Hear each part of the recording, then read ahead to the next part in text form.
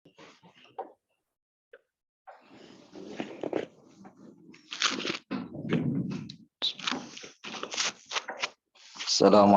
warahmatullahi wabarakatuh. Innal hamdalillah nahmaduhu wa nasta'inuhu wa nastaghfiruh wa na'udzu bihi min shururi anfusina wa min sayyiati a'malina. May yahdihillahu fala mudilla lahu wa may yudlil fala hadiya lahu. Asyhadu an la ilaha illallah wahdahu la syarika lah. Wa asyhadu anna Muhammadan abduhu wa rasuluh. Sallallahu alaihi wa ala alihi wa ashabihi wa man tabi'ahum bi ihsanin ila yaumiddin.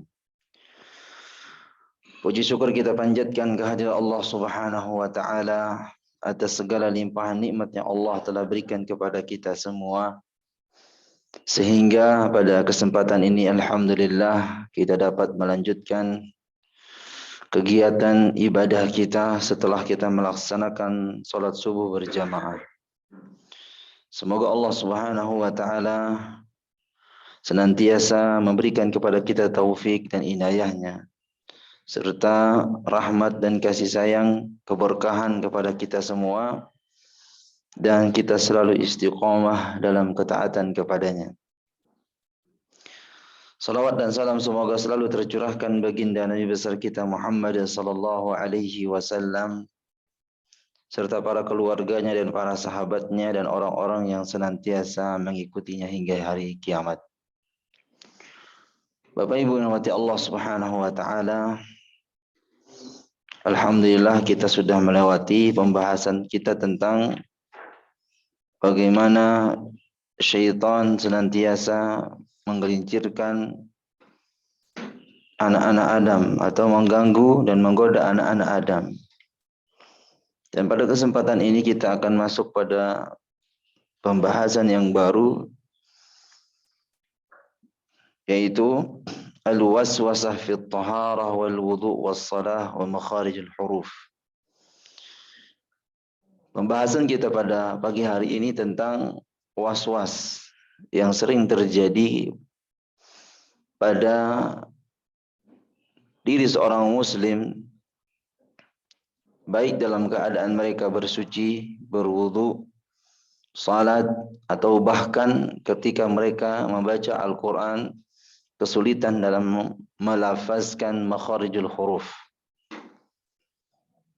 Kalau kita lihat dari tema ini, kita mungkin banyak mengalami dan sering melihat saudara-saudara kita, jamaah kita, teman-teman kita, yang mungkin sering mereka cerita dengan kita, ada terdapat was-was pada diri mereka, yang mana yang dia rasakan ketika mereka sedang berwudu, mereka merasakan wudunya itu tidak sempurna, sehingga mereka mengulang lagi wudunya. Begitu juga dengan bersuci, mungkin ada terasa dari saluran kotoran kencingnya atau buang air besarnya selalu ada godaan, ada was-was pada dirinya. Sedikit-sedikit ke kamar mandi, ya bolak-balik. Padahal tadi sudah bersih, tetapi kembali karena ada was-was. Ada yang membuat dirinya tidak nyaman. Begitupun dengan sholat. Ketika dia sholat, ada rasa sholatnya tidak sempurna. Ada takbir yang belum sempurna rasanya, atau ada bacaan yang belum sempurna bacaannya, dan seterusnya. Dan bahkan ketika seorang membaca Al-Quran, yang mana banyak di antara jamaah atau kaum muslimin bercerita atau menyampaikan ketika kita memberikan pembelajaran tentang tahsinul Quran, mereka bercerita bagaimana kondisi mereka yang pada saat membaca Al-Quran, ketika melihat huruf, itu dia tahu tanda panjangnya, atau dia tahu itu lafaz huruf huruf-huruf hijaiyah yang dia tahu, huruf ha, kha dan lain sebagainya, dia tahu itu hurufnya. Tapi terkadang dia susah dalam melafazkan huruf tersebut. Maka di sini muallif hafizahullah taala membawa tema kepada kita pagi hari ini tentang perkara tersebut. Baik, kita akan sedikit mengupas tentang al-waswasah, waswas, ya, yang mana waswas ini perasaan yang tidak sempurna atau ada gangguan dalam diri kita, baik dalam hal apapun ada terdapat waswas pada diri kita. Bahkan kalau kita ingin melakukan suatu kegiatan atau ingin keluar dari rumah, ada rasa waswas. Was-was apakah kita nanti kalau keluar akan mendapatkan kebaikan atau sebaliknya. Ada rasa was-was. Contohnya mungkin dia mau pergian ke suatu tempat, ada was-was pada dirinya. Dan ini mungkin banyak yang kita temukan di antara saudara-saudara kita, sahabat-sahabat kita, tetangga-tetangga kita. Maka sedikit kita akan bahas permasalahan ini. Namun di sini penulis tidak memerincikan tentang orang-orang yang was-was dalam hal tersebut. Tetapi dia akan memberikan kepada kita ilmu tentang bagaimana seseorang itu menjauh dari Al-Quran, menjauh dari mengingat Allah Subhanahu wa taala, atau bahkan mereka mengikuti hawa nafsunya atau bisikan-bisikan hawa nafsunya, atau bahkan ketidakikhlasnya dalam melakukan suatu amalan, atau bahkan mereka menjauh dari mengikuti sunnah-sunnah yang dicontohkan oleh Nabi Shallallahu Alaihi Wasallam dan yang lainnya. Inilah salah satu cara syaitan menggoda manusia. Maka apabila muncul perasaan itu pada diri kita, maka kita terus memohon perlindungan kepada Allah Subhanahu wa taala dan yakini bahwasanya amalan yang kita lakukan tadi benar kita lakukan karena Allah Subhanahu wa taala dan benar kita lakukan secara sempurna. Mungkin hanya seperti ini kita bisa melawan was-was yang tadi kita rasakan tersebut. Satu contoh, mungkin kita berwudu. Ya, ketika kita berwudu ada rasa was-was dengan wudu kita ini belum sempurna. Maka hilangkan perasaan yang tidak sempurna tadi, kemudian mohon perlindungan kepada Allah Subhanahu wa taala. Semoga dari wudu yang saya lakukan tadi tidak ada yang kurang dan tidak ada yang salah. Kemudian tanamkan keyakinan dalam hati kita, insya Allah yang saya lakukan tadi benar. Itu yang harus kita lakukan pada diri kita apabila ada yang terdapat pada diri seseorang rasa was-was. Karena yang bisa melakukan itu hanya diri kita. Yang bisa melepaskan perasaan was-was itu hanya diri kita. Walaupun kita sampaikan berkali-kali, kalau kita tidak melawan perasaan itu, maka akan berulang kembali. Akan terus terulang kembali. Baik. Para jamaah subuh yang berarti Allah Subhanahu wa taala, di sini muallif membawakan perkara poin yang pertama. Qala al-muallif hafizallahu taala min al-umur allati tajlibu asy-syaitan wa igwa'uh. Ya. Perkara-perkara yang akan membawa syaitan untuk senantiasa menyesatkan manusia. Jadi di sini ada beberapa poin yang mana syaitan akan berusaha menggoda manusia untuk menyesatkan mereka. Dan ini hal-hal yang sepele yang sering kita alami mungkin pada saat-saat kita ingin ibadah. Selalu akan ada gangguan. Ada rasa was-was. Ya. Poin yang pertama adalah hajru kitabillahi al-azim wa dzikrihi subhanahu.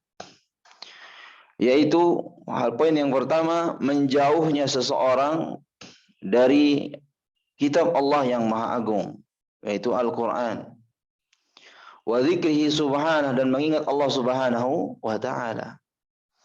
Mungkin maksudnya menjauh di sini bukan menjauh dari Al-Quran secara makna gitu. kita jauh dari Al-Quran, tidak. Tetapi menjauh di sini maksudnya bagaimana seseorang itu disibukkan dengan perkara-perkara dunia, disibukkan dengan pekerjaan-pekerjaan yang sedang dia sibukkan dirinya, sehingga waktu untuk membaca Al-Quran tersebut tidak ada. Makanya saya dengar inspirasi dari kisah seorang yang senantiasa jauh dari perbuatan riba. Dia rutin ngaji, tetapi terlintas pada dirinya untuk membuka suatu usaha. Dan orangnya memang sangat membutuhkan usaha tersebut untuk bisa mengembangkan ekonominya. Sehingga dia coba berupaya untuk mencari pinjaman di sahabat-sahabatnya yang tidak menggunakan sistem riba. Namun itu dirasakan sangat sulit sekali. Dan setiap dia mencari temannya untuk bisa meminjam modal untuk usaha tersebut, tidak ada yang bisa menolongnya. Maka datang bisikan dalam pikirannya, dalam hatinya, bahwasanya untuk perkara darurat boleh. Ya, memang ada kaidah fikih yang mengatakan ya ad-darurat tubihul mahzurat. Ya, darurat itu membolehkan hal-hal yang haram. Tetapi di sini darurat itu kondisinya berbeda. Mungkin salah satunya kalau kita tidak makan daging apa misalnya yang diharamkan, daging babi, kita akan mati. Tidak ada lagi makanan selain itu. Kita sudah berusaha mencari daging-daging yang lain atau makanan-makanan yang lain, tidak ada. Kalau yang ada cuma itu saja, atau bangkai contohnya, tidak ada yang lain, maka disinilah waktu ya dinamakan darurat. Nah, orang ini sudah berusaha untuk mencari pinjaman untuk modal usahanya, tapi dia tidak mendapatkan apa-apa. Akhirnya terlintas dalam pikirannya untuk meminjam uang di bank dengan sistem riba. Dan dia berdalil dengan dibolehkannya suatu yang haram karena sebab darurat. Akhirnya dia paksakan dirinya untuk meminjam uang di bank. Setelah dia dapatkan uang tersebut, Allah berikan istidraj. Istidraj itu adalah kelebihan dari harta yang dia gunakan dengan uang riba tadi, sukses usahanya. Sukses usahanya. Oh, dia mengatakan berarti hasil saya luar biasa ini. Dengan penghasilan yang begitu melimpah dari usahanya tersebut. Yang tadinya orang ini sebelum dia punya usaha itu rajin membaca Al-Quran. Waktu untuk membaca Al-Quran itu banyak sekali. Namun setelah Allah jadikan dia menjadi pengusaha yang sukses, ya, ternyata waktu-waktunya sibuk dengan usahanya. Tidak lagi dia dipikirkan dalam pikirannya untuk bisa duduk dalam majelis ilmu. Tidak lagi dia ada waktunya untuk bisa duduk sejenak untuk membaca Al-Quran. Saking sibuknya, banyak orderan yang meminta melimpah usahanya, tetapi ketahuilah ada yang hilang pada dirinya.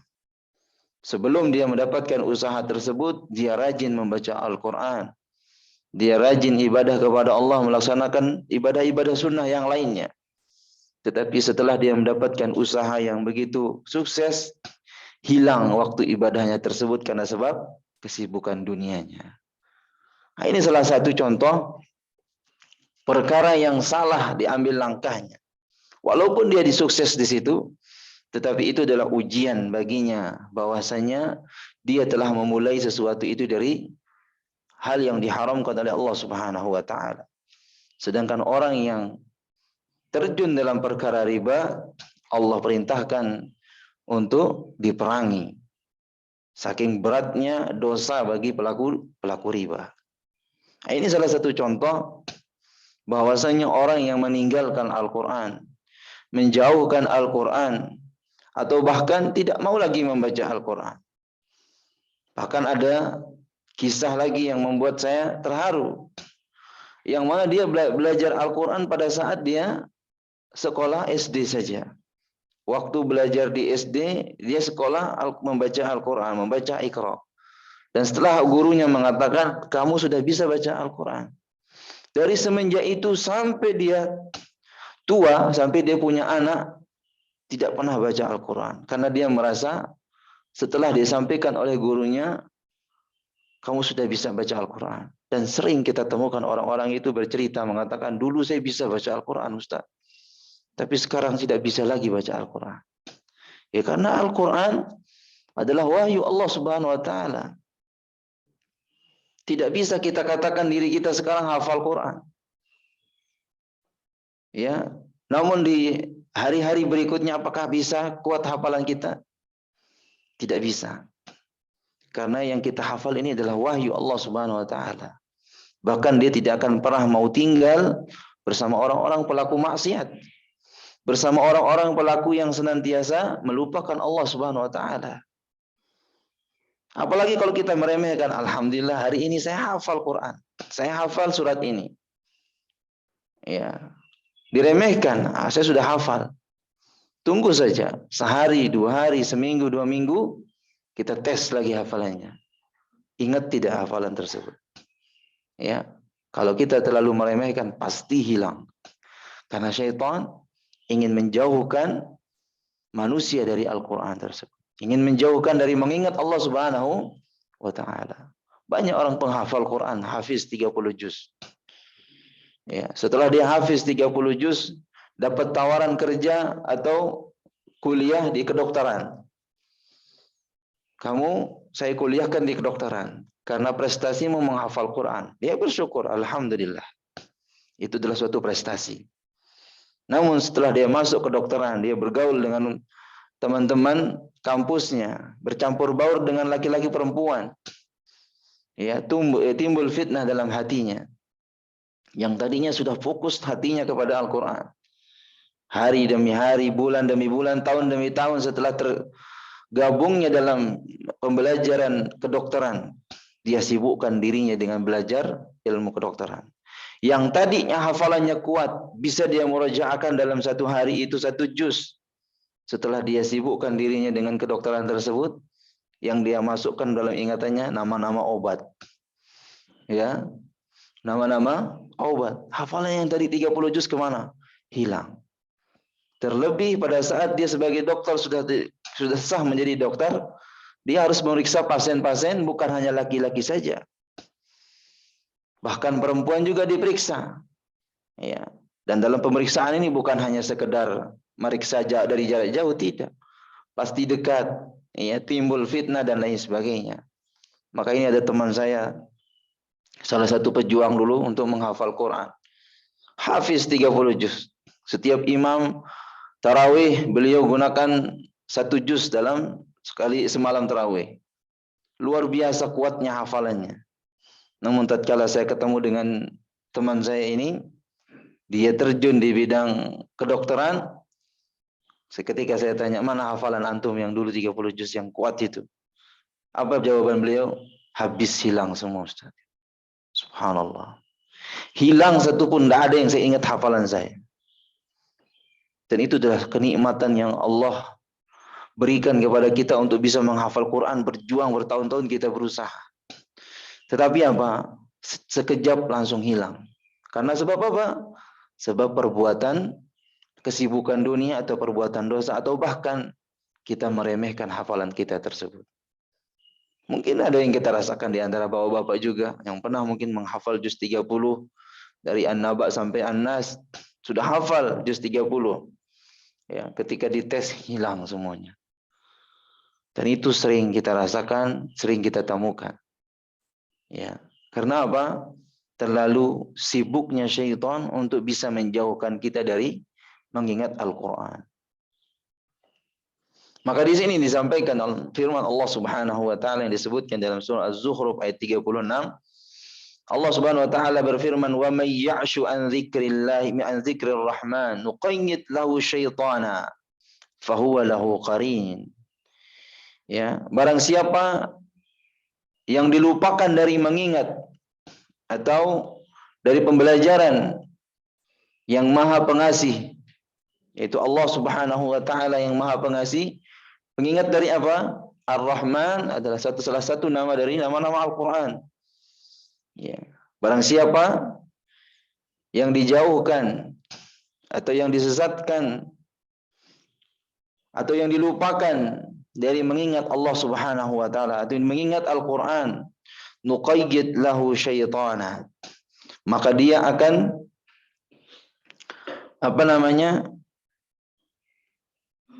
akan disesatkan oleh syaitan. Akan disesatkan oleh syaitan, fahuwa lahu qarinun, maka dia termasuk sahabat atau kerabat dari syaitan tersebut.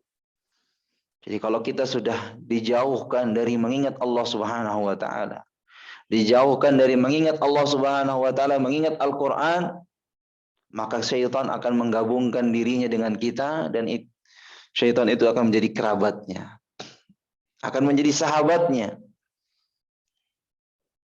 Nah, ini usaha syaitan begitu kuat untuk menggoda manusia. Terlebih ya orang-orang yang jauh atau yang imannya drastis turun. Kalau iman kita sudah turun, apapun godaan syaitan itu cepat sekali untuk kita ikuti. Maka kita mohon kepada Allah Subhanahu wa taala untuk senantiasa iman kita istiqomah. Agar iman kita terus bertambah. Maka kita disuruh untuk selalu berzikir kepada Allah Subhanahu wa taala. Ya, minimal kita sering mengulang hafalan-hafalan kita yang pendek-pendek. Supaya apa? Jangan sampai kita termasuk orang yang dijauhkan dari apa? Dari Al-Qur'an. Kalau kita tidak sempat untuk membaca Al-Qur'an hari ini, sempatkan hafalan kita yang kita ingat dari juz 30 yang pendek-pendek. Mudah-mudahan kita terus diberikan waktu untuk terus mendekatkan diri dengan Al-Qur'an. Sepulang dari sholat subuh di masjid, pegang Al-Quran kita. Ambil 5 menit aja waktu kita untuk membaca Al-Quran. Karena kalau sudah 3 hari secara berturut-turut kita tidak baca Al-Quran, ya, kita termasuk orang-orang yang fasik, orang-orang yang munafik, jauh dari rahmat Allah Subhanahu wa taala. 3 hari berturut-turut full. Ya, lalu bagaimana dengan orang-orang yang sibuk dengan kesibukan dunianya, dengan kesibukan usahanya di luar sana? Sibuk dengan perniagaannya, sibuk dengan jual belinya, sibuk dengan apalagi kerja kerasnya yang begitu banyak. Karena yang ada di otaknya, yang ada di pikirannya, bagaimana bisa mengumpulkan harta yang banyak. Tetapi harta itu ketahuilah yang memberikan kita harta siapa? Allah Subhanahu wa taala. Yang membagikan rezeki kita kepada kita hanya Allah Subhanahu wa taala. Maka kita suatu mungkin pernah kita merasakan rezeki yang tidak pernah kita pikirkan. Tiba-tiba hari itu juga Allah berikan. Banyak sekali. Dan rezeki itu bukan hanya berupa uang saja. Rezeki yang Allah berikan itu apa yang kita makan hari ini yang tidak pernah kita duga. Yang tadinya kita tidak pernah kepikiran untuk makan ini. Tapi tiba-tiba kita dapat makanan tersebut. Secara tidak langsung kita ketahui bahwasanya kok saya bisa makan ini, tidak pernah kepikiran dalam hati kita. Tapi itu adalah suatu nikmat yang Allah berikan kepada kita, rezeki yang Allah berikan kepada kita. Maka jemaah sekalian rahimani wa rahimakumullah, jangan pernah kita menjauhkan diri kita dari Al-Qur'an. Sempatkan diri kita untuk membaca Al-Qur'an. Ulangi bacaan kita, ulangi hafalan kita. Kalau yang tadinya kita hanya mampu 1 halaman, ya sudah, jangan dipaksakan. Kita terus komitmen istiqomah dalam sehari 1 halaman. Kalau kita mampu setengah halaman, alhamdulillah. Kalau ternyata nggak mampu setengah halaman, 2-3 baris, alhamdulillah. Tapi kita rutinkan untuk membaca Al-Quran. Jangan sampai kita jauh dari Al-Quran. Kemudian dalam firman Allah Subhanahu wa taala yang dalam surah Al-Furqan di ayat yang ke-30. Allah berfirman, wa qala ar-rasul ya rabbi inna qaumi ittakhadhu hadzal qur'ana mahjura. Ya. Rasul berkata, ya Allah, sesungguhnya kaumku menjadikan Al-Qur'an itu menjauh dari Al-Qur'an. Mereka menjauhkan dirinya dari Al-Quran. Karena tadi sebab kesibukan, sebab perkara-perkara maksiatnya atau dosa yang mereka lakukan. Sedikit dari dosa yang mereka lakukan itu akan menjadikan anggota tubuhnya ini menjadi malas dalam melakukan kebaikan kepada Allah Subhanahu wa taala. Padahal Al-Qur'an itu kita tidak pikul dengan berat, dengan pikulan yang berat. Kita hanya duduk santai, duduk tenang, ya, kita pun bisa membaca Al-Qur'an. Sambil pulang berjalan dari masjid ke rumah kita, bisa kita baca Al-Qur'an. Dengan cara gimana? Kita punya hafalan, diulangi lagi hafalan kita. Terus kita ulangi, tidak jadi masalah. Bahkan semakin sering kita ulangi, Al-Quran itu akan menjadi kuat hafalan kita. Sebagaimana Al-Fatihah. Dalam keadaan kita lari pun disuruh ulangi surat Al-Fatihah, kita hafal. Karena apa? Karena seringnya kita mengulangi. Begitu juga dengan surat Al-Ikhlas. Karena seringnya kita baca, jadi kita hafal, kuat hafalannya. Makanya orang yang kuat hafalannya itu dinamakan hifzul maut. Ya, kuat hafalannya. Dalam keadaan dia bagaimanapun, dia tetap ingat hafalannya. Tetapi karena kita banyak kesibukan, ya, sehingga kita banyak meninggalkan waktu kita untuk mendekatkan diri dengan Al-Quran. Jarang kita sentuh Al-Quran, apalagi mungkin banyak Al-Quran di setiap masing-masing rumah berdebu. Ya, kalau kita lihat Al-Quran di rumah kita berdebu, menangis. Karena kita tidak pernah membaca Al-Quran. Terlebih sekarang alat-alat yang begitu canggih, setiap handphone sudah bisa mendownload Al-Quran. Boleh kita baca Al-Quran dari aplikasi ini. Tapi para ulama berpendapat bahwasanya lebih afdalnya kita membaca Al-Quran melalui mushaf secara langsung. Ya, kalau di aplikasi HP, ya memang itu sebuah aplikasi. Lalu bagaimana kalau kita bawa aplikasi Al-Quran itu ke dalam kamar mandi? Ya, selama kita tidak menyalakan aplikasi itu di dalam kamar mandi, maka tidak menjadi masalah. Ya, sama halnya dengan hafalan kita yang di dalam otak kita. Selama kita tidak membaca hafalan kita yang ada di otak kita itu dalam kamar mandi, maka tidak jadi masalah. Ya, maka kalau sempat kita dengar cerita, kalau bagaimana orang yang punya hafalan Ustadz, di dalam pikirannya apakah dia tinggalkan atau bagaimana? Berarti mau nggak mau dia harus ketinggalkan kepalanya di luar. Kalau masuk kamar mandi. Ya. Jadi boleh kita bawa HP kalau ada aplikasi Al-Qur'annya ke dalam, asalkan kita tidak membuka aplikasi tersebut. Itu perkara yang pertama tentang orang-orang yang menjauhkan dirinya dari Al-Qur'an. Bahkan mereka melupakan Allah Subhanahu wa taala. Dan itu adalah salah satu sebab munculnya was-was pada diri kita. Karena kita tidak punya komitmen waktu. Kita tidak berusaha menjaga waktu kita. Sehingga muncullah was-was pada diri kita. Kemudian yang kedua adalah at-tanakkubu an tariqis sunnah wattiba'il bid'ah.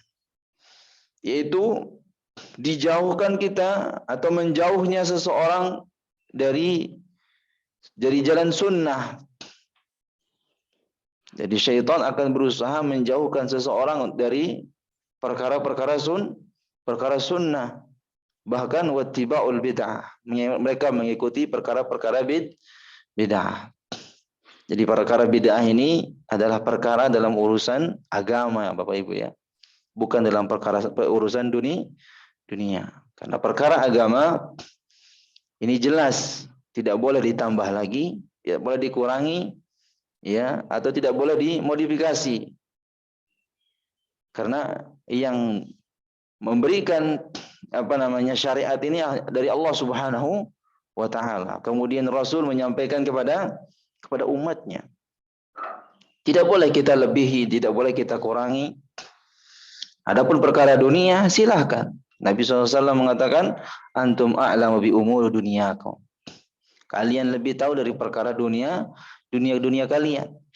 Selama hal itu bermanfaat dan bisa dipakai dan tidak membawa mudarat, maka hal itu dibolehkan.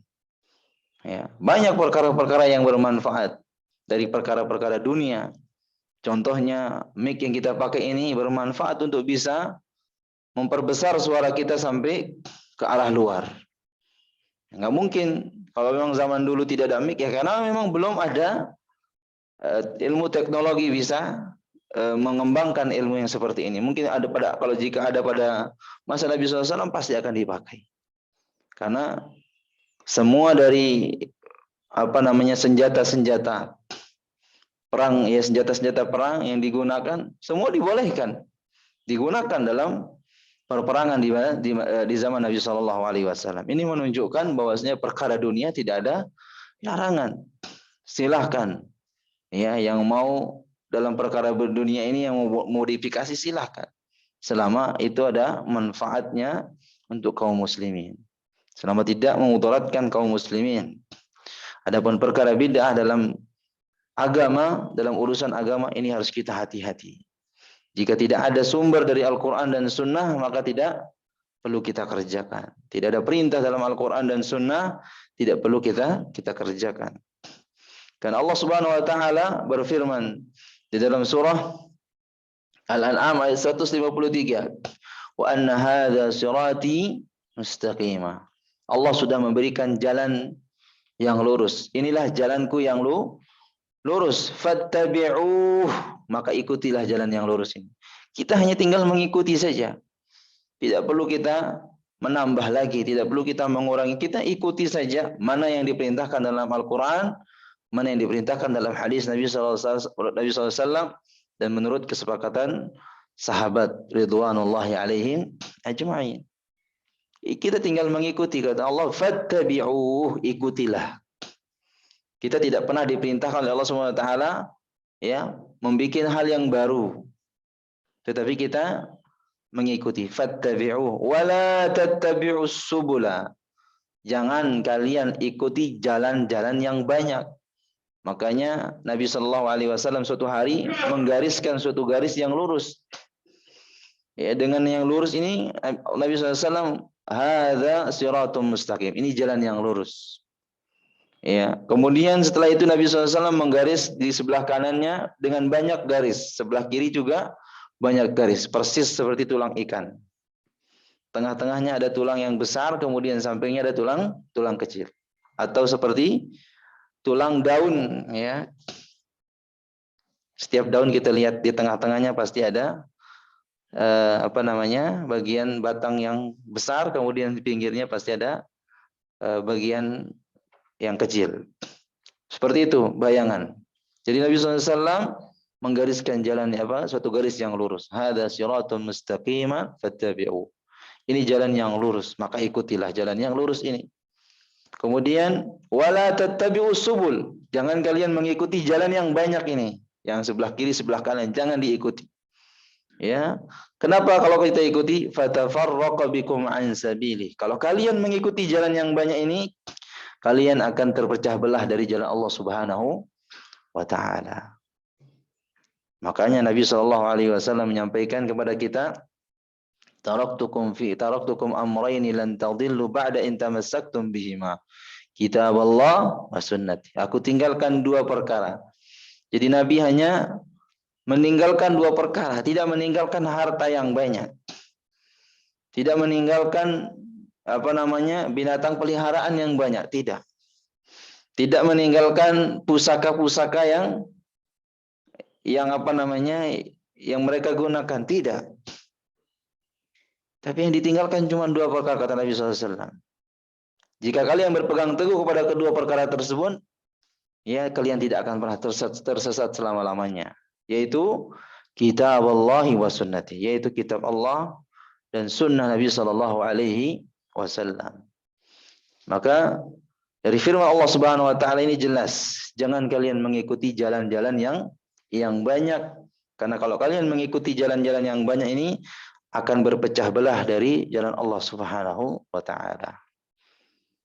Maka kata Nabi sallallahu alaihi wasallam, ya, umatku akan terpecah belah menjadi 73 golongan. Ya, hanya satu yang selamat, ya, ma'ana alaihi wa ashabi. Yang selamat hanya orang-orang yang mengikutiku dan mengikuti jejak para sahabatku, kata Nabi SAW. Hanya itu yang selamat. Dari 73 golongan yang begitu banyak, kita tidak tahu dari golongan-golongan tersebut.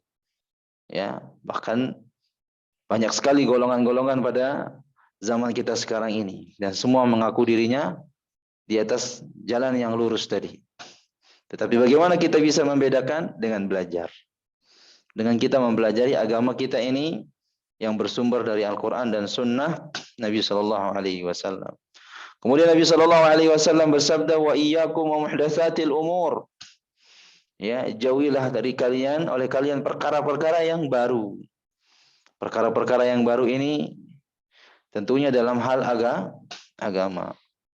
Makanya bagaimana kita bisa tahu perkara ini baru atau tidak? Kembali lagi dengan kita belajar. Oh, ini perkara yang baru, kita bisa lihat dari sejarah-sejarah, ya. Ini sejarah Nabi SAW seperti ini, jelas. Kalau tidak ada lagi disebutkan dalam perkara yang ini, berarti ini jelas ketahuan ini adalah perkara yang baru. Tidak boleh kita ikuti.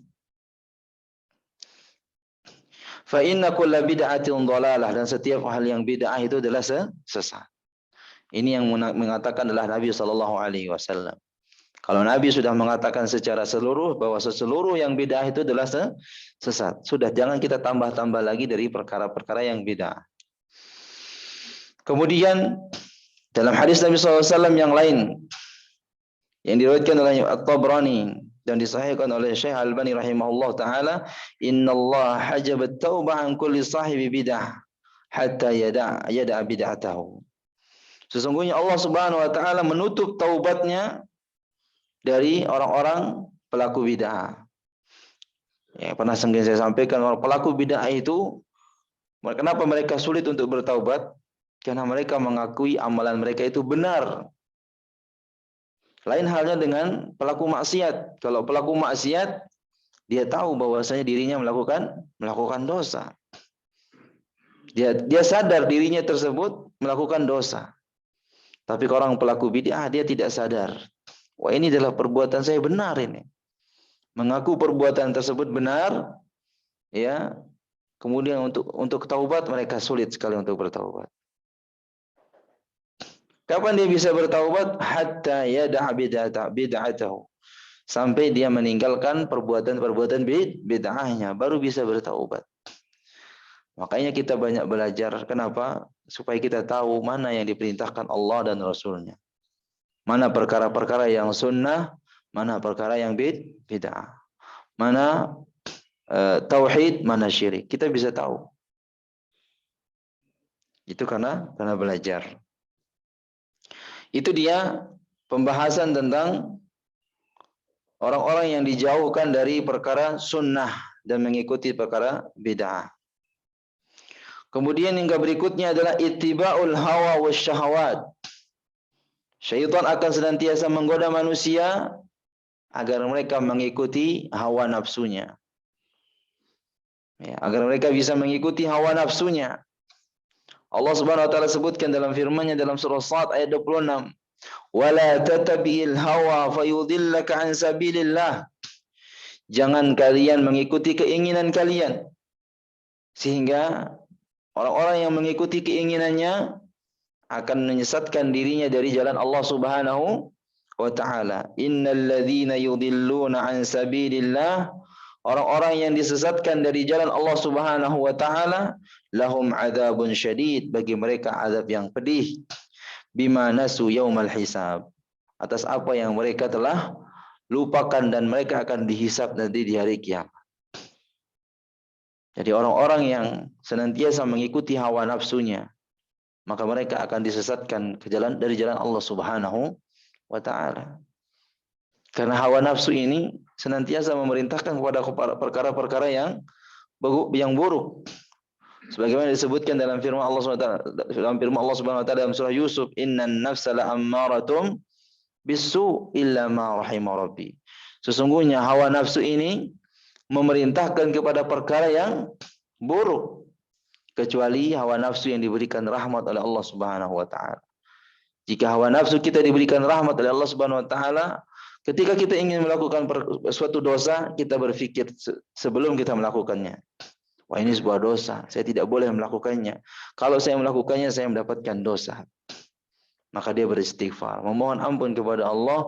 Yang tadi niatnya ingin melakukan suatu dosa, maka ketika dia tidak jadi melakukan perbuatan dosa itu, maka dia tidak dicatat. Ya, tidak dicatat amal keburukannya. Lain halnya dengan amal kebaikan. Kita baru berniat saja sudah dicatat. Masya Allah. Apalagi kalau kita melakukan amalan kebaikan tersebut. Kita baru berniat, ntar setelah pulang dari sini saya mau baca Al-Quran. Niat, sudah berniat. Tapi itu sudah dicatat oleh Allah Subhanahu Wa Taala. Ketika sampai rumah ternyata lupa, datang tamu, nggak jadi baca Al-Quran. Kita sudah dapat nilai pahala karena sebab niat kita tadi. Kalau kita ingat lagi, kemudian kita laksanakan, ternyata setelah pulang tamunya, kemudian dia baca Al-Quran, maka kita mendapatkan pahala lagi dari Allah Subhanahu Wa Taala. Inilah suatu nikmat yang Allah berikan kepada hamba-hambanya.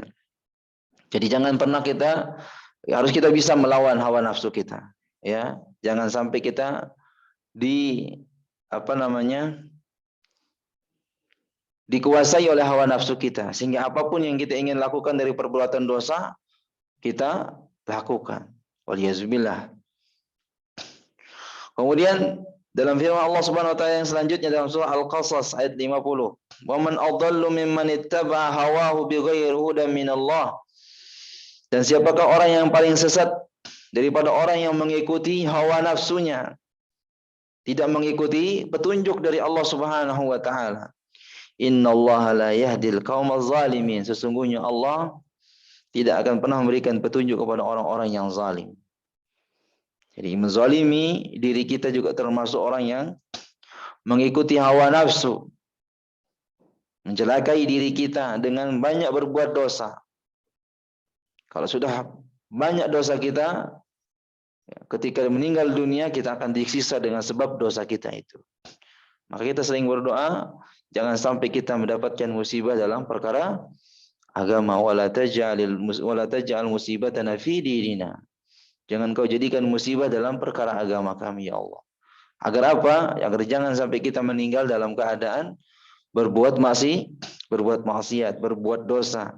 Kalau kita sudah meninggal dalam berbuat dosa, berbuat maksiat, maka kita akan disiksa oleh Allah Subhanahu wa taala atas perbuatan dosa kita. Apalagi kalau meninggal dunia belum bertaubat dari perbuatan dosa tersebut. Waliyazubillah. Mereka pelaku syirik. Senantiasa dia minta kepada selain Allah Subhanahu wa taala, dia minta kepada kuburan orang-orang saleh, dia minta kepada kubur-kuburan yang dikeramatkan. Dia menggunakan apalagi sesajen-sesajen untuk menyelamatkan diri mereka dari segala macam bahaya, musibah. Ini lagi viral gara-gara tendang sajen. Dipermasalahkan. Atau bahkan di Lombok masih ramai gara-gara perkara makam-makam yang dikeramatkan. Dan ini musibah Karena apa? Banyak di antara kaum muslimin masih banyak yang melakukan perbuatan syirik. Semoga mereka diberikan petunjuk oleh Allah Subhanahu wa taala. Karena itu sebabnya mereka mengikuti hawa nafsunya, tidak tahu. Walaupun kita kasih tahu ini dalilnya dalam Al-Quran, ini dalilnya dari hadis Nabi SAW, selama mereka mengikuti hawa nafsunya, terlebih dengan pengagungan kepada orang-orang soleh, lebih diutamakan daripada pengagungan kepada Allah Subhanahu Wa Taala. Waliyahzubillah. Makanya kenapa kuburan Nabi SAW dibenteng dengan benteng yang begitu kuat? Karena dikhawatirkan kaum muslimin melakukan tindakan hal-hal yang melampaui batas. Mereka memuliakan kuburan Nabi SAW. Kita sekarang sekedar mencium pintu dari kuburan tersebut, itu sudah salah. Buat apa juga gitu. Atau bahkan banyak yang mengabadikan peninggalan-peninggalan Nabi SAW seperti rambutnya, sorbannya, sendalnya. Para ulama bahkan menegaskan bahwasanya itu tidak ada. Peninggalan-peninggalan Nabi. Kalaupun ada, buat apa juga gitu. Kalaupun ada, itu untuk apa? Tidak akan bisa mendatangkan manfaat. Jadi apa yang ada dari Nabi SAW adalah kemuliaan untuk umatnya. Karena beliau telah menyampaikan, membawa risalah ini. Dan pahala akan terus mengalir pada diri beliau. Tetapi bukan berarti kita harus melampaui batas sampai menganggap bahwasanya rambut Nabi SAW ini ya dari peninggalan-peninggalannya, bahkan sendalnya. Wallahu a'lam. Para ulama sudah menegaskan itu bukan peninggalan Nabi SAW. Karena apa yang sudah ditinggalkan oleh Nabi SAW sudah habis semuanya, atau bahkan sudah berabad-abad sampai sekarang. Ini orang-orang yang mengikuti hawa nafsunya, mereka termasuk orang yang menzalimi dirinya. Jadi jangan sampai kita mengikuti hawa nafsu kita sampai melampaui batas, ya, sampai memuliakan orang-orang yang meninggal, orang-orang soleh. Ini orang soleh kemudian dia minta kepada kuburan mereka, minta diberikan manfaat, bahkan mereka minta jodoh, minta dilancarkan rezeki mereka. Ya, dalam perkara berziarah ke kubur itu tidak ada larangan. Ya, Islam tidak melarang orang berziarah kubur. Karena Nabi SAW telah menyampaikan, kuntu nahaitukum an ziyaratil kubur fazuruha. Dulu aku pernah melarang kalian untuk berziarah kubur. Sekarang silakan. Yang penting tujuan kita berziarah kubur bukan untuk meminta keberkahan kepada kuburan tersebut. Ya, di makam Uhud sana, semua yang ada di makam Uhud itu, pemakaman Uhud itu orang syuhada semua. Kemudian di kubur Baqi itu para sahabat banyak yang dikuburkan di sana. Tapi kita lihat, adakah orang-orang penduduk Madinah sana yang minta keberkahan kepada kekuburan Baqi? Tidak ada. Tidak ada satupun penduduk Madinah yang datang ke kuburan Baqi dia minta-minta ke kuburan. Tidak ada. Mereka cukup datang ke Raudhah, minta kepada Allah. Salat 2 rakaat kemudian mereka minta kepada Allah Subhanahu wa taala. Ya, karena apa kata Nabi SAW? Ma baina mimbari wa baiti raudhatun min riyadil jannah. Di antara mimbarku dan rumahku adalah taman dari taman-taman surga. Dan kalau kita berdoa di situ, diijabah oleh Allah Subhanahu wa taala. Buat apa kita datang ke kuburan Baqi? Minta, wahai sahabat fulan, mintakan saya kepada Allah supaya diberikan kelancaran rezeki. Ini tidak ada contohnya dari Nabi dan para sahabat. Ya. Nah, itu dia, jangan sampai kezaliman pada diri kita ini senantiasa mengarahkan kita kepada perbuatan yang menyesatkan, ya, jauh dari petunjuk dari Allah Subhanahu wa taala. Kemudian yang selanjutnya, poin yang selanjutnya adalah syaitan akan berusaha menggoda manusia dengan apa? Hubbul ulu awil fasad. Ya. Suka membanggakan diri, menyombongkan diri, bahkan suka merusak, ya, suka melakukan perbuatan kerusakan di atas muka bumi ini. Merusak jiwanya, merusak fasilitas muka bumi ini, ya. Ini adalah perbuatan syaitan. Suka membuat orang menjadi sombong. Al-ulu, ya, ini sombong, mengangkat dirinya. Allah Subhanahu wa taala sebutkan dalam firman-Nya dalam surah Qasas ayat 83, tilka darul akhirah, ya. Inilah negeri akhirat.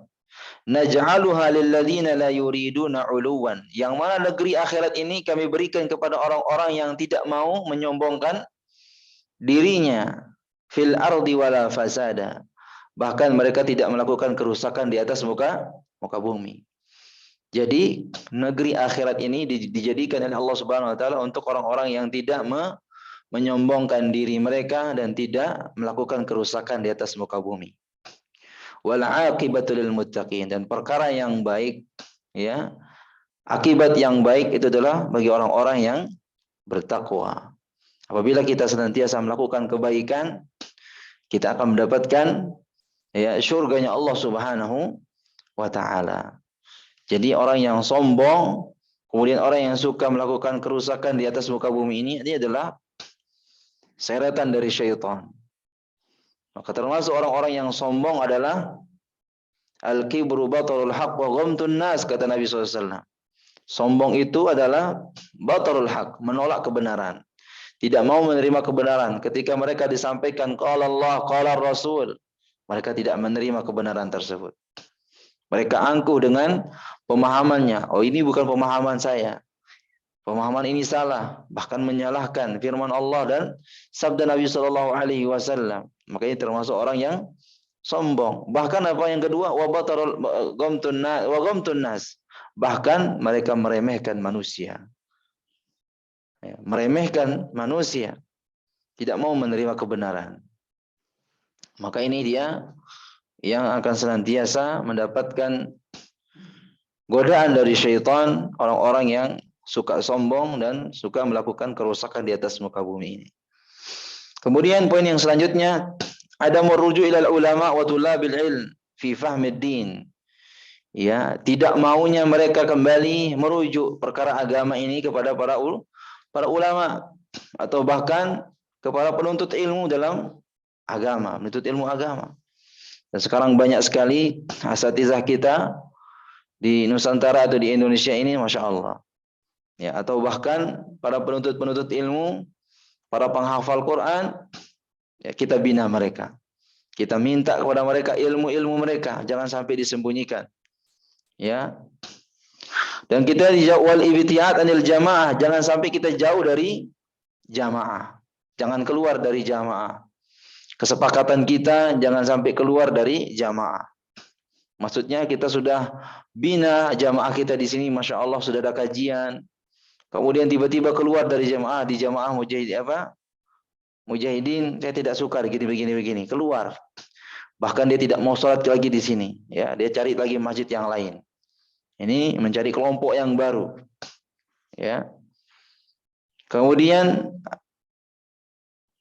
wal ibtiad anil jamaah allati ta'ni bi fahmil kitabi was sunnah ala manhajis salaf, yaitu keluar dari kelompok-kelompok jamaah yang mana pemahaman mereka sesuai dengan Al-Quran dan Sunnah Nabi Shallallahu Alaihi Wasallam, sebagaimana pemahaman para sahabat yang soleh yang terdahulu. Jadi jangan sampai kita keluar memisahkan diri kita dari jamaah. Bahkan itu termasuk dari dosa-dosa besar. Al-mufaraqatu al-jamaah, berpisah dengan jamaah yang mana jamaah tersebut sudah komitmen, ya, bersatu di atas Al-Quran dan Sunnah Nabi Shallallahu Alaihi Wasallam. Kemudian at-taswif fi taubah wal inabah ila Allah azza wa jal. Ya, yaitu mentakhirkan atau menunda-nunda bertaubat kepada Allah Subhanahu wa taala. Taubah wal inabah. Taubat, kalau taubat kita mengakui kesalahan kita. Ya, kita tahu diri kita ini salah, taubat, saya enggak mau lagi. Adapun inabah ini betul-betul tidak mau lagi melakukan perbuatan dosa tadi. Lebih ditekankan, ya, maknanya sama tapi lebih ditekankan inabah ini. Inabah ini benar-benar dia mengakui dirinya melakukan dosa, kemudian mereka mengganti dosa tersebut dengan amalan-amalan yang saleh, amalan yang baik. Jadi orang-orang yang diganggu oleh syaitan, maka senantiasa mereka akan menunda taubatnya. Nanti saya taubat kalau sudah tua. Sekarang saya mau menghabiskan masa muda saya, menikmati masa muda saya. Jadi mereka kemana-mana, touring, main liburan. Yang penting saya happy. Nanti kalau sudah saya tua, baru saya rajin ke masjid. Tapi yang menentukan umur kita siapa? Allah Subhanahu Wa Taala. Belum tentu kita bisa hidup esok hari. Maka jangan pernah bisa mengatur kehidupan ini. Oh, saya bisa atur kehidupan ini, tidak. Allah Subhanahu Wa Taala yang mengatur kita. Yang memberikan kita rezeki, yang memberikan kita kesehatan, hanya Allah Subhanahu Wa Taala. Makanya banyak orang yang sehat yang tiba-tiba meninggal dunia. Baru kemarin ada jamaah yang meninggal ibunya. Tadi subuh dia bisa sholat, bisa ceria. Dia ke kamar mandi, keluar dari kamar mandi baru dia tiduran.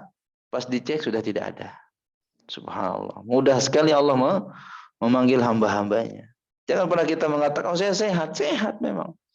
Banyak orang yang sehat. Ketika dia keluar dari rumahnya, menggunakan kendaraannya, tiba-tiba di belakang ada orang yang ngebut, hantam kendaraannya. Hancur semuanya, meninggal dunia. Dan itu terjadi di kalangan artis juga. Sampai meninggal semua yang ada di mobilnya. Hanya tinggal yang satu, tersisa anaknya. Ini terjadi. Padahal dia sudah memposting videonya di Instagram atau di status WA-nya. Dilihat perjalanannya menuju kemana. Sehat walafiat badannya. Tapi Allah Subhanahu wa taala punya rencana yang lain. Jangan pernah kita menunda taubat. Maka kalau bisa taubat kita setiap saat. Ya, astaghfirullahalazim wa atubu ilaih. Aku bertaubat kepadamu, ya Allah, ya aku mohon ampun kepadamu dan aku bertaubat. Karena kita tidak tahu dari ucapan kita, dari pandangan kita, pendengaran kita, langkah kita, apa yang kita pegang, apa yang kita, semua yang ada dalam anggota tubuh kita ini kita tidak tahu dari dosa mana. Maka kita diminta untuk sering-sering bertaubat. Sambil kita pulang dari masjid, astagfirullah. Kalau tidak ada teman ngobrol, astagfirullahaladzim wa atubu ilaih. Terus kita ulangi. Lafaz-lafaz ini kita baca. Ya, siapa tahu Allah Subhanahu wa taala menggugurkan dosa-dosa yang ada pada diri kita. Sambil kita di perjalanan menuju kantor, ya, kita bertaubat kepada Allah Subhanahu wa taala. Bukan malah ngerumpi, bukan malah bicarakan aib orang lain, ya. Nah, ini banyak kita temukan orang-orang yang menunda taubatnya kepada Allah Subhanahu wa taala. Ketika ditanya, "Kenapa enggak mau taubat?" "Ah, nanti sajalah. Saya belum saatnya," gitu. Hebat ya bisa mengatur kehidupan, ya. Padahal yang mengatur kehidupannya hanya Allah Subhanahu wa taala. Hari ini misalnya cerah tapi tiba-tiba mendung, hujan, ya sudah. Itu yang mengatur siapa? Allah Subhanahu wa taala. Sekarang udah hujan tiba-tiba panas, yang mengatur Allah Subhanahu wa taala. Makanya kita sering membaca ayat kursi wala yaudu hifzuhuma. Allah tidak pernah kewalahan dalam mengatur langit dan bumi. Allah yang mengatur semuanya. Ya, maka kita tidak perlu mengatur lagi. Kalau memang sudah diingatkan, taubat, ya udah, kita taubat, istighfar, astagfirullah. Kita tadi berbuat salah. Khilaf. Ya. Kemudian wah, ini sudah pas jam 6 ya. Berasa di luar masih pagi kelihatannya, tapi jam sudah jam 6. Masya Allah. Terakhir ya. Ya, terakhir poin yang ke-10. Ya. At-taharruk minaz zawaj. Ya, ini banyak sekali para pemuda-pemuda banyak yang lari dari menikah. Padahal menikah itu adalah perintah Allah Subhanahu wa taala. Ya. Menikah adalah perintah Allah Subhanahu wa ta'ala. Kenapa dia lari dari pernikahan? Katanya tanggung jawabnya banyak. Kalau sudah menikah pikirannya banyak. Pikirin ini, pikirin itu. Kenapa kita harus mikir seperti itu? Kan yang menyuruh Allah Subhanahu wa ta'ala. Jangan takut dengan rezeki yang yang mungkin pada saat ini tidak terlihat. Tetapi mungkin banyak yang kita rasakan di antara jamaah. Setelah menikahnya seseorang, Masya Allah, perbedaannya luar biasa. Jauh sekali.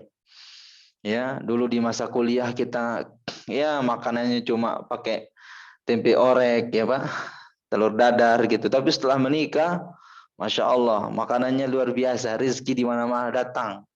Ya, kenikmatan yang begitu banyak Allah berikan kepada kita. Apalagi setelah punya anak, tiba-tiba dari kantor dipanggil sama atasannya. Saya naikin gajimu. Wah, tiba-tiba luar biasa. Ya, ini adalah rezeki dari Allah Subhanahu wa taala. Jadi jangan pernah takut dengan rezeki Allah Subhanahu wa taala. Jangan banyak-banyak anaknya ya. Nanti kalau banyak anaknya nggak ada warisan yang kita berikan. Kenapa kita harus takut? Ya, banyak orang-orang yang punya banyak anak nggak ada warisan yang ditinggalkan untuk anaknya. Tetapi setelah dia besar, anaknya setelah dewasa, anaknya bisa jadi pengusaha, bisa beli tanah seluas apa yang diinginkan. Rezeki dari Allah Subhanahu wa taala tidak bisa kita duga. Anaknya menjadi sang kiai, jadi sang ustadz, belajar di Timur Tengah sana, pulang-pulang menjadi dai. Dia mendapatkan banyak pekerjaan, banyak ceramah di mana-mana dengan banyak rezeki, ya, ditawarkan ini, ditawarkan itu. Padahal orang tuanya miskin, tidak punya apa-apa, dan itu banyak sekali pengalaman-pengalaman guru-guru kita. Maka jangan pernah takut. Yang penting tugas kita di atas muka bumi ini adalah ibadah. Apabila kita diberikan amanah ya berupa keluarga kecil kita, ada istri, ada anak, didik mereka dengan didikan Islam. Ya, didik mereka dengan didikan Islam. Karena dengan didikan Islam inilah yang akan menjamin kita nanti ketika sudah tua, tahu kita ini anak kita mau mengurus kita atau tidak. Karena banyak orang yang sudah menyesal ketika sudah tua, anaknya sudah sukses, hidupnya di luar negeri semua. Nak, pulang nak, saya sakit, saya butuh kalian. Tidak ada yang bisa pulang karena sibuk semuanya. Di mana nikmatnya? Tidak ada nikmatnya, Pak. Akhirnya dia sengsara, dua orang tua ini di rumahnya sendirian. Tidak ada lagi yang bisa dia lakukan. Anaknya sudah lupa. Mengirimkan uang untuk orang tuanya juga tidak. Waliyahzubillah. Apakah ini nikmat? Ini sengsara, Pak. Ya, kesengsaraan. Maka kalau kita didik anak kita dengan didikan agama, minimal mereka ingat, oh saya orang tua saya ada di sana, saya jenguk. Atau orang tua saya harus urus orang tua saya. Ya, saya harus jaga orang tua saya. Ketika dia sakit, dia obati orang tuanya. Dia ingat, ini adalah anak yang saleh, yang berbakti kepada Allah Subhanahu. Itu adalah harta yang hakiki. Bukan harta banyak kita tinggalkan untuk anak-anak kita warisan, tetapi anaknya tidak ada yang satupun sholat berjamaah, tidak ada. Satupun tidak anaknya dari anaknya tidak ada yang bisa baca Al-Quran. Ini bukan kebanggaan, Pak. Ini bukan kebanggaan. Tapi kebanggaan adalah banyak anak kita soleh dan soleha, banyak harta, diberikan limpahan harta oleh Allah Subhanahu Wa Taala. Ini adalah kepercayaan Allah Subhanahu Wa Taala kepada kita. Dengan harta yang diberikan oleh Allah Subhanahu Wa Taala, jangan lupa di situ ada bagian orang-orang yang berhak untuk kita berikan kepada mereka. Maka ini dia, ya, menikah. Jangan lari dari menikah. Karena sebab menikah itu akan dimudahkan rezeki kita oleh Allah Subhanahu wa Ta'ala. Jangan menganggap menikah itu semakin banyak persoalan. Ya, semakin tambah stres. Ya. Makanya menikah itu perlu mencari pasangan yang sudah disampaikan oleh Nabi Shallallahu Alaihi Wasallam. Tunkihul mar'ah li arba, kata Nabi. Menikahi perempuan itu, ya, mencari karakternya 4 saja. Ya, li jamaliha, yang disuruh untuk cari yang pertama apa? Jamalnya, kecantikannya. Ya, kemudian walimaliha, kekayaannya. Wali nasabiha, kemudian keturunannya. Kemudian yang terakhir walidiniha. Fazfar lidzatid din taribat yadak. Pilihlah agamanya maka kalian akan selamat. Ya, percuma sekarang dia cantik, kaya, nasabnya bagus tapi tidak ada agamanya. Capek kita, Pak. Ya, untuk mengurusinya capek. Walaupun banyak hartanya tapi tidak ada agamanya sama sekali. Yang lebih bagus lagi, semuanya ada, tapi itu jarang sekali. Kalau ada banyak, mungkin bapak-bapak sudah siap nama lagi. Masya Allah. Nah, ini dia perkara menikah. Jangan pernah lari dari menikah. Karena ada 3 sahabat yang datang kepada Ummul Mukminin Aisyah radhiyallahu anha, menanyakan tentang amal ibadahnya Nabi SAW. Wahai Ummul Mukminin, bagaimana ibadahnya Rasulullah SAW? Ya, bagaimana akhlaknya Rasulullah SAW? Kana khuluquhu kal Quran. Akhlaknya Nabi SAW adalah seperti Al-Quran. Mana yang diturunkan oleh Allah SWT, itu yang diamalkan oleh Nabi SAW. Maka para sahabat yang 3 ini menganggapnya remeh, ya, yuqalluha. Berarti sedikit sekali amalan Nabi SAW. Kalau begitu, kita harus tambah amalan kita supaya diberikan pahala yang lebih banyak. Nah, ini adalah yang salah. Ya, satunya apa katanya? Kalau satunya saya akan berpuasa, tidak pernah berbuka. Saya akan terus berpuasa dan tidak akan berbuka. Puasa baik nggak, Pak? Baik puasa. Itu amal kebaikan berpuasa. Tetapi ada salahnya. Kemudian yang kedua, dia mengatakan saya akan sholat tahajud setiap malam dan tidak pernah tidur. Baik nggak sholat tahajud? Baik. Kemudian yang ketiga dia mengatakan kalau saya tidak menikahi wanita. Tujuannya mungkin supaya fokus untuk ibadah. Kemudian datang Nabi SAW. Ketika didengar orang yang 3 ini mengatakan itu, fawallahi, demi Allah, saya yang lebih takut kepada Allah di antara kalian bertiga. Tetapi apa jawaban Nabi SAW? Fa inni, ya, asumu wa uftir. Saya berpuasa juga berbuka. Jadi Nabi SAW puasa Senin Kamis. Jadi waktu yang lainnya berbuka, makan. Kemudian Nabi SAW mengatakan, wa usalli wa arqud. Saya sholat dan tidur. Karena mata ini punya hak untuk istirahat. Badan ini punya hak untuk istirahat. Nggak bisa kita sholat terus. Ya, sholat baik sebenarnya. Tapi kita butuh juga istirahat. Kemudian apa kata Nabi SAW yang terakhir? Wa ini atazawwajun nisa. Saya menikahi wanita. Faman raghiba an sunnati falaysa minni. Barang siapa yang tidak suka dengan sunnahku, maka bukan termasuk golongan kata Nabi SAW. Maka menikahlah. Ya, kalau punya anak-anak yang sudah cukup untuk waktunya menikah, maka nikahkan. Ya, carikan dia pasangan yang solehah, yang soleh dan yang solehah. Ya, mungkin ada jamaah yang punya anak perempuan, di sebelah kiri punya anak laki-laki, barter ya. Saling ini apa namanya, memperkenalkan mereka supaya semakin dekat jamaah kita. Ternyata jamaah kita ini satu keluarga semuanya, masya Allah. Semakin solid ya dalam membangun ibadah kita di masjid. Semuanya satu keluarga, subhanallah. Wallahu taala alam, itu dia penyampaian saya. Kurang lebihnya saya mohon maaf. Mungkin ada tanya, masya Allah. Istiqomah beliau.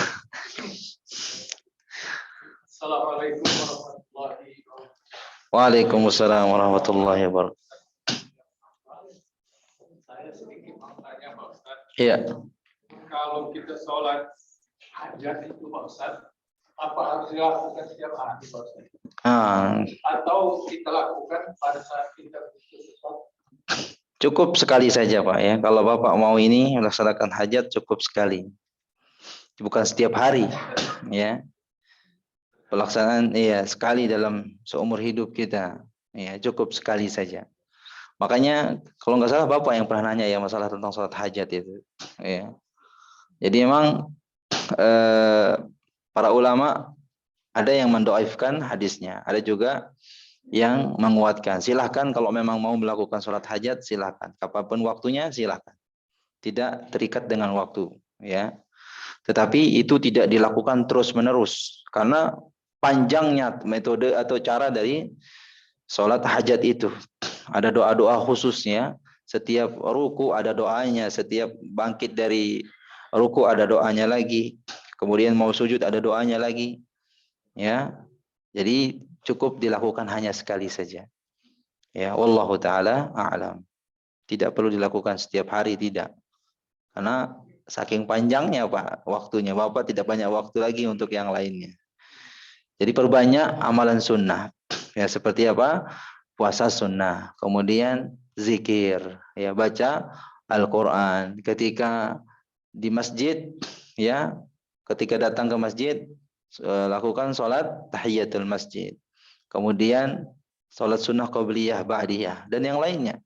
Yaitu kalau ada amalan-amalan yang lain, menyantuni anak-anak yatim, fakir miskin.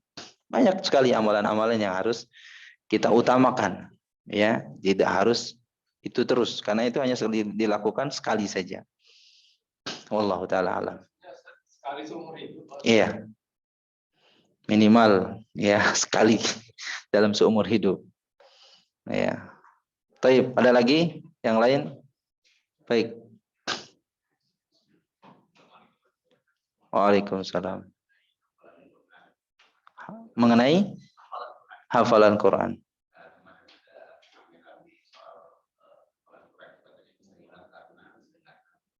Musik, ya. Salah satu di antaranya adalah sering mendengarkan musik. Karena musik ini adalah syaitan, ya, lagu-lagu syaitan. Walaupun di situ musiknya lantunan-lantunan salawat. Karena banyak sekarang lantunan-lantunan salawat, tapi dibarengi dengan suara musik. Jadi yang menjadi masalah adalah suara musik, terlebih dengan gaya-gaya rock dan yang lain sebagainya. Itu akan lebih membuat hati kita semakin jauh atau hitam, ya.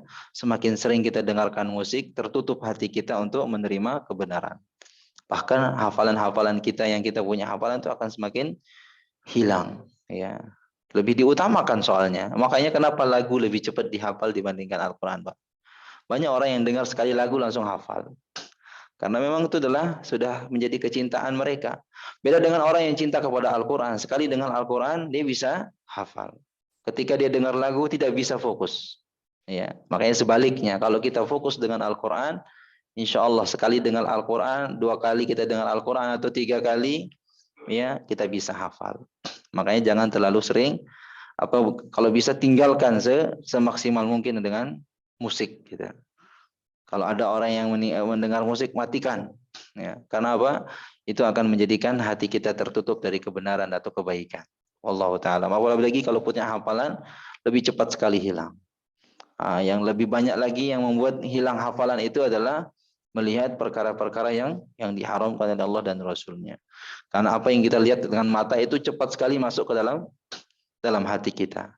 antara mata dan pendengaran ini adalah dua komponen yang sangat kuat. Makanya kalau kita mau menghafal, metode pertama adalah dengan melihat. Ya, kemudian metode yang kedua dengan cara yang mendengar. Banyak orang yang buta bisa menghafal Quran karena metode yang kedua ini yang digunakan, yaitu dengan mendengar.